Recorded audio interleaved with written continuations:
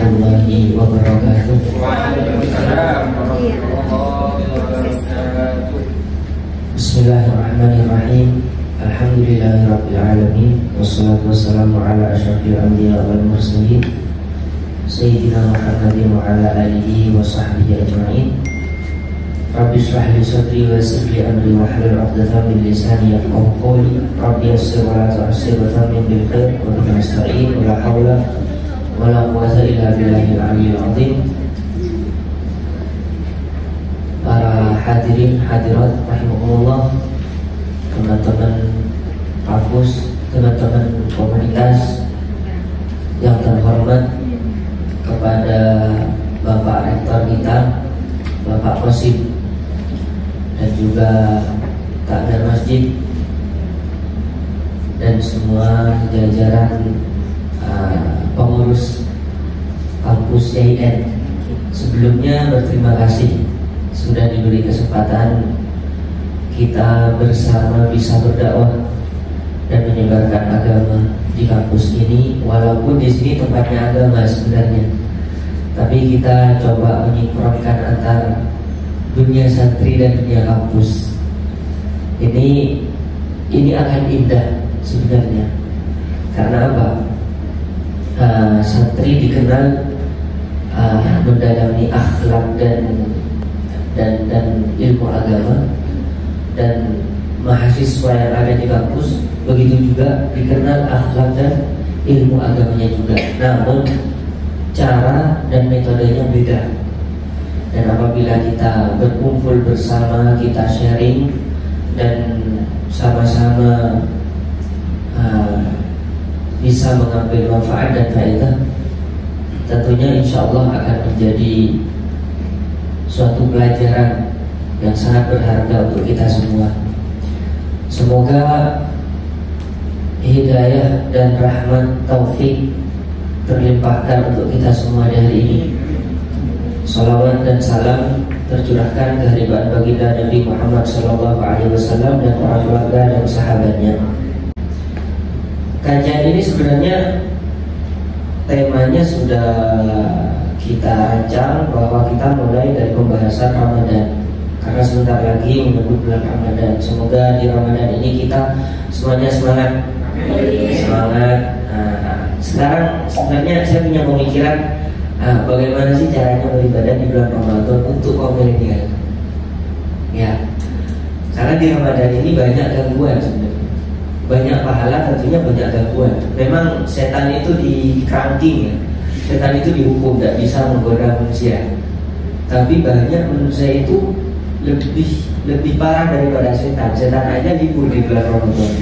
Dan kita ini sebagai pemuda, kadang di bulan Ramadan pun kita berbuat yang tidak baik. Berarti itu dari tabiat kita yang kurang baik. Karena sudah lama sekolah sama setan, belajar, sudah wisuda, jadi dipraktekin di bulan Ramadan. Dari itu saya sebenarnya tadi malam sempat berpikir, gimana sih caranya menerapkan ibadah di bulan Ramadan untuk kaum pemuda ini. Kan kita ini sudah tidak bisa terpisah dari yang namanya ponsel atau gadget. Ya. Ya. Bangun tidur buka HP, ya kan? Buka HP, buka WA, buka YouTube, buka IG dan lain-lain. Mau tidur harus dengan HP. Sekarang doa mau tidur nonton YouTube. Beda dengan zaman dahulu. Kalau dahulu mau tidur baca ayat kursi, baca basmalah 21 kali, baca qul ya ayyuhal kafirun, qul a'udzu birabbil falaq, qul a'udzu birabbin nas. Malaikat atau Pak Absa'ab kan dia, Mas. Dan juga cara tidurnya itu sangat baik. Sekarang itu cara tidurnya itu kadang tertidur di kursi dengan YouTube-nya, ditonton HP-nya, bukan menonton HP, ditonton YouTube, bukan menonton YouTube. Nah sekarang di bulan Ramadan ini kita punya kesempatan untuk berdakwah kepada anak-anak milenial. Anak milenial itu yang terlahir di tahun 2000 ya. Berarti saya bukan anak milenial, Mas. Umurnya bukan milenial, tapi wajahnya insya Allah milenial. Saya berpikir, Mas, kebanyakan kan pemuda suka main game. Ya kan, game itu biasanya ada level 1, level 2, level 3. Terus game over. Nah, begitu hidup kita, Mas. Di bulan Ramadan ini kita harus memperbanyak main game. Game hidup di dunia. Karena apa? Di bulan Ramadan ini ada promosi, ada promo. Biasanya di luar Ramadan kita mendapatkan likulli harfin asyru amthaliha.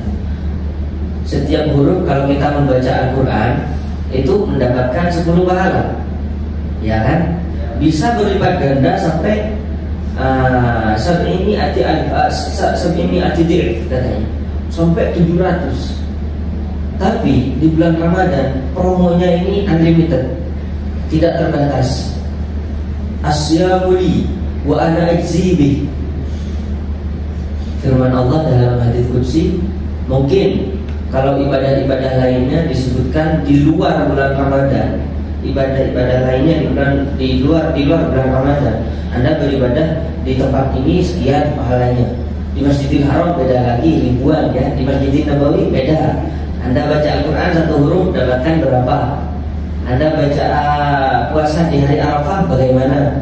Puasa Senin Kamis dan seperti apa pahalanya? Baca sholawat seperti apa pahalanya?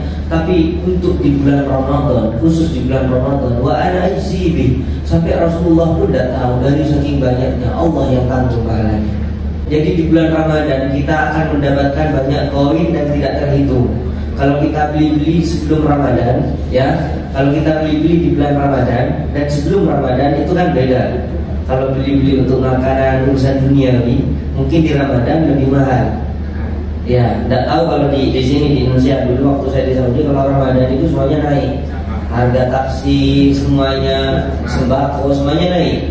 Nah, tapi sebaliknya kalau kita itu di bulan Ramadan beli satu dapat semuanya, Mas. Beli satu dapat semuanya, karena Allah akan melihat ibadah seorang hamba di awal Ramadan seperti apa semangatnya dia, dan Allah akan memberikan pahala dan maghfirah di akhir Ramadan. Jadi untuk kita semua di bulan Ramadan ini sangat mendapatkan kesempatan. Nah, sepertinya sekarang juga kita harus berpikir, kebiasaan pemuda di bulan Ramadan itu salah satunya kan main HP. Kalau main HP, ayo kita beli HP, kita main game. Tapi game kita beda, ini game akhirat. Kita download aplikasi Al-Quran. Oke? Download aplikasi Al-Quran. Saya kasih cara. Saya kasih tahu bagaimana caranya menghatam Al-Quran di bulan Ramadan dengan mudah. 1 juz berapa lembar? 10. Sholat ada berapa waktu? 5 waktu. Kalau sehabis sholat 2 lembar, baca Al-Quran 2 lembar. Anda baca Al-Quran tidak harus di masjid. Anda baca Al-Quran tidak harus di rumah. Anda ambil motornya dicuci dulu biar keren kan gitu. Ambil pakaian yang gaul, yang keren, pergi di jalan sambil baca Al-Quran, keren kan? Ngabuburit keren. Tapi kalau ada cewek-cewek cantik jangan suka melihat ya. Ya, makanya kita ini kesempatan di bulan Ramadan kita download aplikasi, karena syahrul Ramadan syahrul Quran, Ramadan syahrul Quran, wa Sya'ban syahrul sholat ala Nabiyil Mukhtar. Di bulan Ramadan ini adalah bulannya Al-Quran, di mana kita kesempatan untuk memperbanyak baca Al-Quran. Dan tata cara baca Al-Quran itu kita di bulan Ramadan baca dengan santai. Tidak usah ngejar hatam berapa. Oh alhamdulillah saya sudah 5 kali story di WA. Alhamdulillah ini hataman saya yang ke-7 kalinya. Bisa habis pahalanya, Mas. Jadi kalau kita rajin menabung uang, rajin mencari uang, dan uang itu mau ditabung, tabung sebanyak mungkin. Jangan sampai tekor beli ini beli itu. Jadi kalau kita berbuat ibadah sebanyak mungkin, sebaik mungkin, amal ibadahnya itu ditabung. Jangan sampai tekor gara-gara kita ini ria. Mau sujud selfie, tahajud selfie. Kan sekarang zamannya kita ini harus berstory, di mana lagi apa, lagi makan, lagi tidur, ya. Kan ada anak-anak ala itu mau tidur aja selfie sambil berdoa. tidur. Itu kan alay. Nah, jadi sekarang ini apa-apa selfie, jangan sampai berkurang amal ibadah kita itu cuma gara-gara gadget kita. Jadi kita download aplikasi Al-Quran, kita baca Al-Quran dalam sehari berapa lembar? 10 lembar. Setelah sholat subuh 2 lembar, setelah sholat zuhur 2 lembar, setelah sholat asar 2 lembar, maghrib 2 lembar, isya 2 lembar. Anda mau tarawih silahkan. Anda tidak mau tarawih, ya Anda tidak mendapatkan keutamaan tapi tidak dosa. Jadi untuk pemuda ini tidak bisa ditekan Anda harus sholat tarawih kalau fardunya tidak pernah sholat, mas. Tapi ingat, kalau Anda bisa memperbaiki sholat fardu, insya Allah Anda bisa tarawih. Tapi ingat, kesempatan, makanya satu Ramadan, satu hari di bulan Ramadan, misalnya pahalanya dibandingkan dengan puasa 1 tahun penuh, masih belum nyampe mas ke pahala 1 hari di bulan Ramadan. Makanya kalau tidak ada uzur, Anda jangan sampai membatalkan puasa. Musafir diperbolehkan untuk membatalkan puasa, tapi kalau sampean eman sudah tidak usah batalin, karena lebih baik tidak membatalkan puasa. Kalau Anda sakit, misalnya masih bisa nahan, tidak apa-apa, lebih baik tidak membatalkan. Tapi kalau Anda sakit, sedangkan kata dokter Anda ini kena lampu, Anda harus membatalkan puasanya, Anda tetap kekeh tidak mau membatalkan puasanya, itu dosa sampai. Maka wajib hukumnya membatalkan. Jadi Islam itu mudah sebenarnya. Ada uzur. Setiap ada aturan pasti ada pengecualian. Jadi di Islam itu ada aturan, tapi ada pengecualian. Orang sakit, orang tidak mampu, dan lain-lain.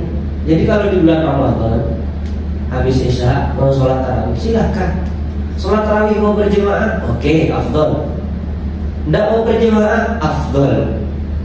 Sama-sama afdol.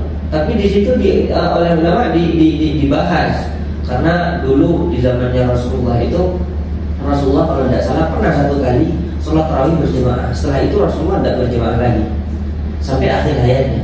Akhirnya oleh Sayyidina Umar dikumpulkan semuanya, ayo sholat tarawih semuanya. Lalu Sayyidina Umar berkata, nikmatul bid'atu hadhihi, sebaik-baiknya bid'ah model baru ini. Nah, sekarang kan orang semuanya sholat tarawih, tapi oleh ulama dibahas, kalau Anda bisa sholat tarawih lebih khusyuk sendiri dan bisa menghatamkan Al-Quran, lebih baik Anda sholat sendiri di rumah. Karena sholat tarawih termasuk dari qiyamul lail. Ya, jadi itu banyak pembahasan. Anda mau sholat tarawih, tapi jangan dijadikan alasan, mas, ayo tarawihan, udah afdol. Lebih afdol saya sendiri di rumah, tapi di rumah main game. Jadi kalau bisa sholat tarawih, tapi tarawihnya nanti kita akan bahas ya. Nanti kita akan bahas, karena saya tidak mulai sekarang. Saya tutup kitab ini, tidak mulai membahas tentang puasa. Ini cuma pengantar saja bahwa di bulan puasa ini kita mempunyai banyak kesempatan. Contoh, di bulan Ramadan ini kan kebanyakan pemuda saat membatalkan puasa yang tidak kuat nahan dirinya, bukan tidak kuat nahan setan. Biasanya kalau nafsu kan digoda setan, tidak kuat nahan nafsunya sendiri, tabiatnya sendiri. Itu biasanya membatalkan puasa di siang hari kan, habis zuhur kan, habis zuhur atau jam 10 ya, atau habis zuhur. Mas, kalau zuhur tidur, karena kita punya kesempatan tidur itu ibadah di bulan Ramadan. Daripada Anda keluyuran, lihat teman tidak puasa, akhirnya juga membatalkan puasa, lebih baik Anda tidurnya sampai ibadah tapi sholat. Ya kan? Tapi sholat. Nah, contoh sabda Rasulullah SAW, sabtu shaimi tasbih. Nafasnya orang yang berpuasa adalah tasbih. Diam, mas. Jadi kita diam aja ya, diam di bulan Ramadan, kita puasa, hati kita bersih, ndak tak nak monak kata orang Madura, tak nak monak, tak ada becik orang makan mau bersih mulai jadi, cek dendaman, cek becian, panisaran, pagretek, pasopan, buang kaki, neng diam, kita diam, kita sholat. itu nafasnya seperti bertasbih. Subhanallah, subhanallah, subhanallah. Di luar Ramadan, di luar bulan Ramadan, pakai nafas belum rogai, tak gitu. Lah ada berdiri plastik, semua nafas masuk long. Itu bukan tasbih mas, tapi di bulan Ramadan. Bahkan bau mulutnya saja kelak di akhirat bau minyak kasturi. Dan itu dibahas oleh Imam Ramli dan Imam Nawawi. Ya, Imam Ramli dan Imam Nawawi beda pendapat. Bagaimana hukumnya bersiwak? Ya, laula an asyqa ala ummati la amartuhum bisiwak. Seandainya saya tidak membebani umatku, maka saya mewajibkan siwak. Apa siwak itu? Sesuatu yang bisa membersihkan gigi. Sesuatu yang kasar bisa membersihkan gigi. Itu siwak. Kalau kita, apakah siwak itu harus dengan kayu arak? Kayu arak itu biasanya kalau orang naik haji pulang tak boleh juga itu. Benci kecolan kadang bos, tidak punya uang gitu, cuma dapat kayu gitu. Jangan gitu mas ya. Karena sholat 2 rakaat dengan siwak itu lebih afdal daripada 70 rakaat. Sebenarnya banyak hal sepele yang kita itu tidak peduli, padahal itu pahalanya besar. Dan ada, kalau sampean tidak mau pembayaran kuliahnya lancar, setiap semester lancar, pokoknya lancar, semua mau apa-apa lancar, mau kerja lancar, mau kuliah lancar, sebenarnya ada mas. Sampian tiru sunnah-sunnah Rasul, kebiasaan keseharian Rasul di waktu subuh aja, apalagi lengkap dalam 24 jam. Ada ulama yang berkata, seandainya kalau saya meniru jibiliyatul Rasul, kebiasaan Rasulullah dalam kesehariannya di waktu subuh saja, maka saya akan mampu untuk menafkahi anak-anak ngaji yang ada di Yaman. Sangat romo. Kaya mas, tapi niatnya pakai sandal dengan kaki yang kanan duluan biar kaya, itu beda. Innamal a'malu binniyat. Di usulul fiqh dibahas di kitabnya Syekh Muhammad Alawi Al-Maliki. Nama kitabnya Al-Qawaidul Asasiyah. Al-Qawaidul Asasiyah. Nah, saya pernah dulu mengkaji dengan teman-teman waktu saya di Mekah, bahwa di kitabnya Syekh Muhammad itu dijelaskan ada kebiasaan Rasulullah yang mana kalau kita meniru Rasulullah itu yahtaju ila niyah. Tahtaju ila niyah. Jadi jibiliyah itu kesehariannya Rasulullah itu, kalau kita ingin meniru kita harus ada niatnya juga. Contoh kalau mau pakai baju, kan dengan tangan yang kanan dulu yang masukkan ke baju kan, itu harus ada niat. Kita mengikuti Rasulullah biar kita mendapatkan pahala. Kalau tidak ada niat, tidak ada pahalanya. Pakai sandal, mengawali dengan kaki yang kanan. Kalau melepas sandal dengan kaki yang kiri. Masuk rumah dengan kanan, keluar rumah. Ada ulama yang berpendapat dengan kiri, ada ulama yang berpendapat tetap dengan kanan kalau di Masjidil Haram, kalau di tanah haram. Kalau kita pakai cincin, ada riwayat, ada penjelasan salah satu ulama, Rasulullah itu pakai cincin di kanan dan di jari kelingking, di jari kelingkingnya. Nah di sini, ini disunahkan. Kalau kita meniru, punya niat meniru Rasulullah, kita mendapatkan pahala. Jadi kesempatan sebenarnya banyak. Jadi kita kembali lagi ke siwak. Imam Ramli dan Imam Nawawi itu berbeda pendapat. Pendapatnya Imam Ramli, siwak itu kalau di bulan Ramadan tetap disunahkan mulai dari setelah subuh sampai untuk di hari Ramadan ya, setelah subuh sampai zawal, sampai waktu zuhur. Setelah waktu zuhur kata Imam Ramli tidak usah pakai siwak. Kenapa? Karena siwak itu mengharumkan mulut.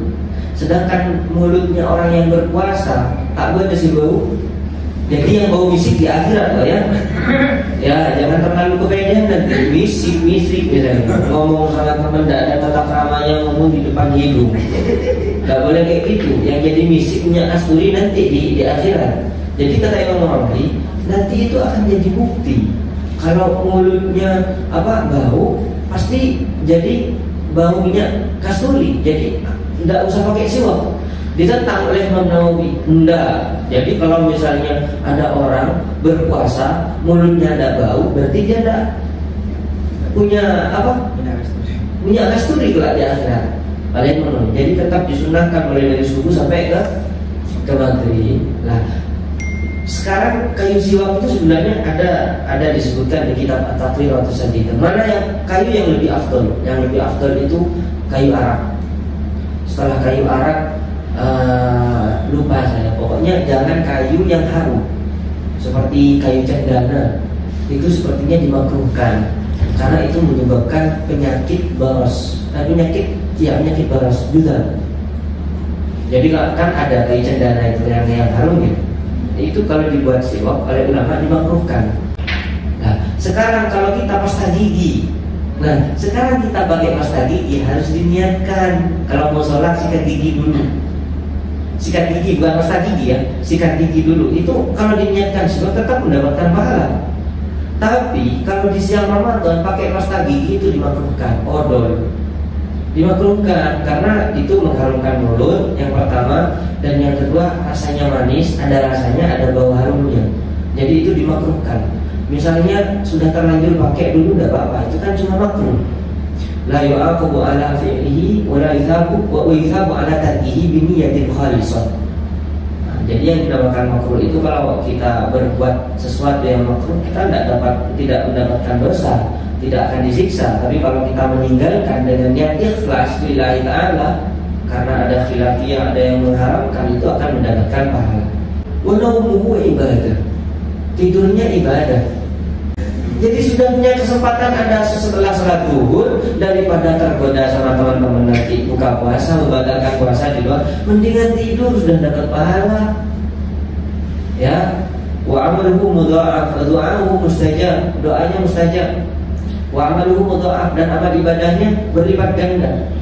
Dan doa mustajab itu, saya tadi malam lihat di kitab Is'af Ahli Iman fi Wadha'ifi Syahri Ramadan, karyanya Syekh Hasan Al-Mashhad. Beliau itu menjelaskan bahwa doa orang yang berdoa dengan etika dakwah, bukan etika doa, dan syarat-syaratnya doa, tidak ada ruginya. Di saat kita minta kepada Allah, ya Allah pengen HP iPhone misalnya, terus Allah ngasih, alhamdulillah. Ya, misalnya tidak dikasih HP iPhone, itu kelak di akhirat, kamu dulu pernah berdoa kepada saya sekarang kasih maghfirah karena saya dulu di dunia tidak memberikanmu HP yang kamu minta. Dan yang terakhir, di akhirat tidak ada, di dunia tidak ada, tapi dijauhkan dari bala. Sebab dia berdoa dijauhkan dari bala. Jadi kita setiap waktu ya Rabb, ya Rabb, semoga ini ya, semoga ini ya, semoga ini ya Rabb. Dianjurkan oleh guru saya Syekh Mustafa Al-Jazairi, kalau kita mau berdoa lebih dekat ke ijabah, kita membaca Rabbana 5 kali. Rabbana, Rabbana, Rabbana, Rabbana, Rabbana.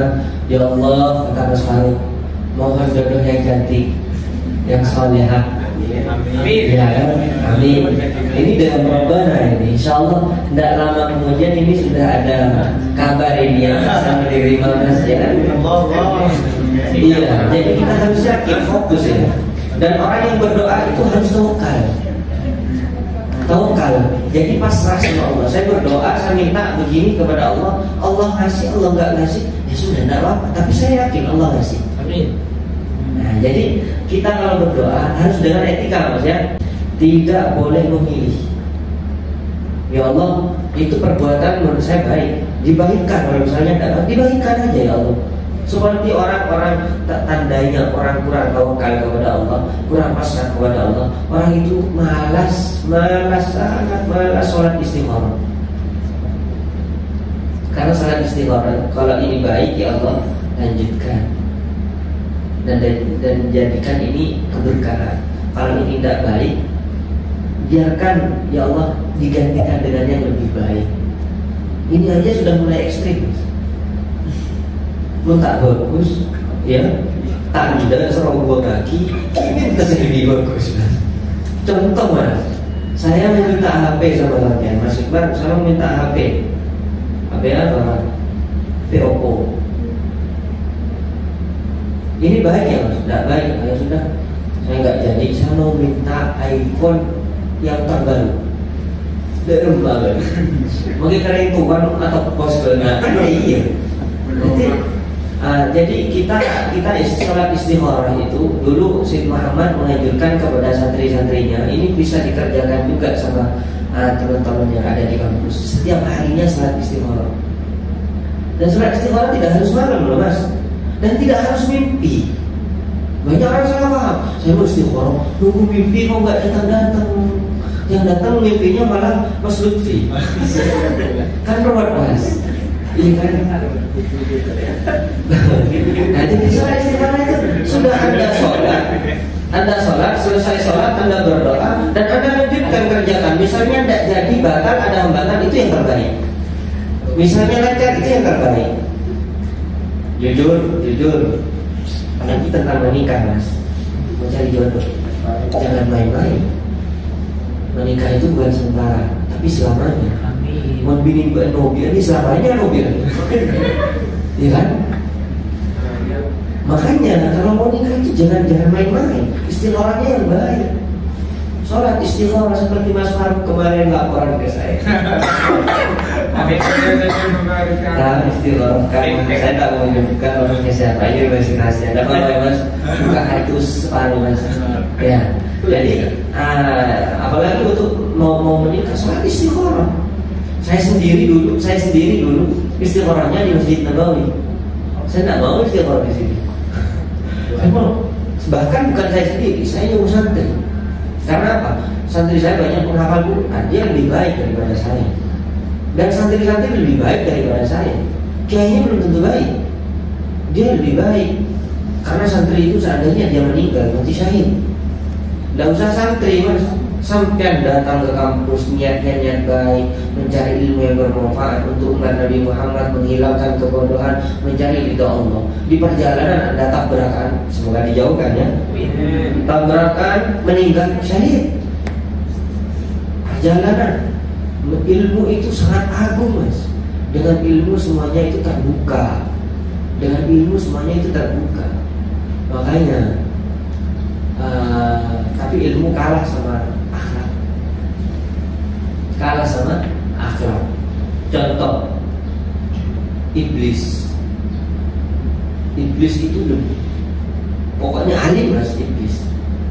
Bahkan iblis itu dari saking alimnya, akhirnya iblis itu disuruh untuk menyembah Nabi Adam kan, bukan menyembah, bersujud kepada Nabi Adam. Bersujud iblis tidak mau karena sifat sombong. Dan sombong itu ada di mana-mana di zaman sekarang. Apalagi orang kayak saya ini, sangat banyak kesempatan untuk sombong. Ya, takabur. Oh, kata Pak Ketum, saya ketua PMM ya, kata Pak Ketum. Kan bisa mas? Bisa. Iya bisa, semuanya bisa. Dan salah satu ciri-ciri orang sombong itu dinasihati itu tidak bisa, tidak mau. Karena apa? Dia merasa kebenarannya punyanya sendiri. Ngapain orang lain memberikan saya kebenaran, saya sudah punya sendiri kebenaran. Jadi itu hindari kesombongan. Karena orang sombong itu tidak ada akhlak, tidak ada akhlak. Ini kok pembahasannya sampai ke iblis. Dari mana kan? Nah ya di doa ya, doa mustajab di bulan Ramadan, sering-sering berdoa karena doa itu pasti ada manfaatnya.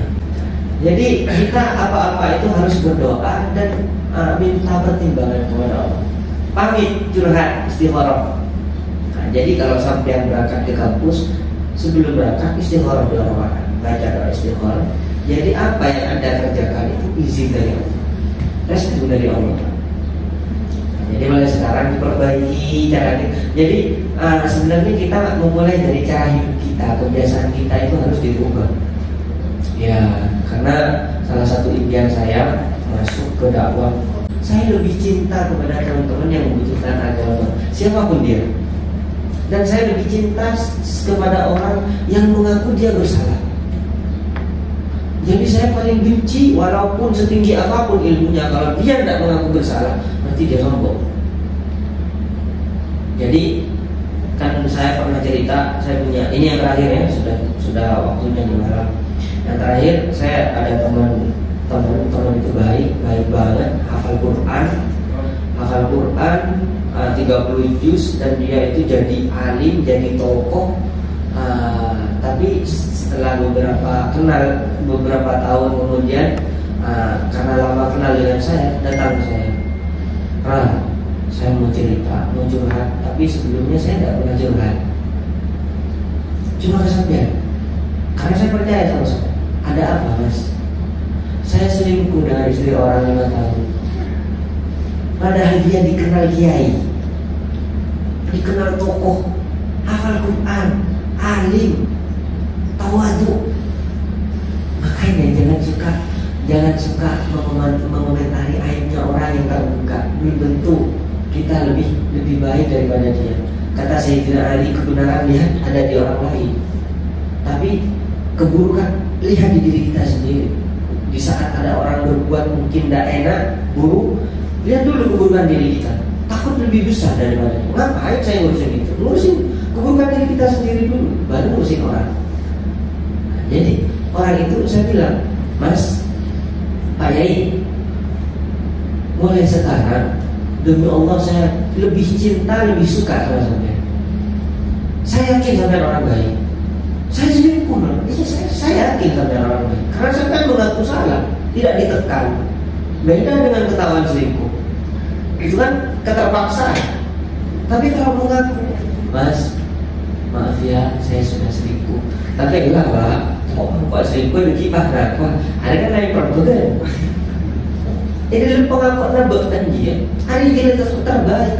Ayo telepon ke sebini telepon bisa aku bentak nangis, selaki nangis, kemudian ayo soal aja ini, potong ratu, mulai setiap utang baru, udah apa ibu kok ada tanggal, kok ada buruan yang dapat. Kemarin lusa di Malang ketemu sama Mas Mas, saya tidak bisa duduk di depan sampean. Iya saya tahu Mas sampean tidak sholat, karena pasti ketahuan dari wajahnya. Tapi justru karena saya ketemu dengan orang yang tidak sholat, saya lebih cinta, lebih sayang. Karena orang yang sudah sholat ngapain butuh saya? Berarti saya sampean butuh saya. Mulai saat ini sampean saudara saya. Akhirnya, oh kalau begitu tenang. Setiap sampean ke Malang Gus, kabarin, saya selalu sama sampean. Nah, jadi pendekatan itu seperti itu. Jadi mungkin ini yang bisa saya sampaikan. Semoga ini jadi ilmu yang bermanfaat dan menjadi ilmu yang berkah bisa kita amalkan. Mohon maaf kurang lebihnya. Sementara saat ini tidak ada tanya jawab. Ya kurang lebihnya mohon maaf. Assalamualaikum warahmatullahi wabarakatuh.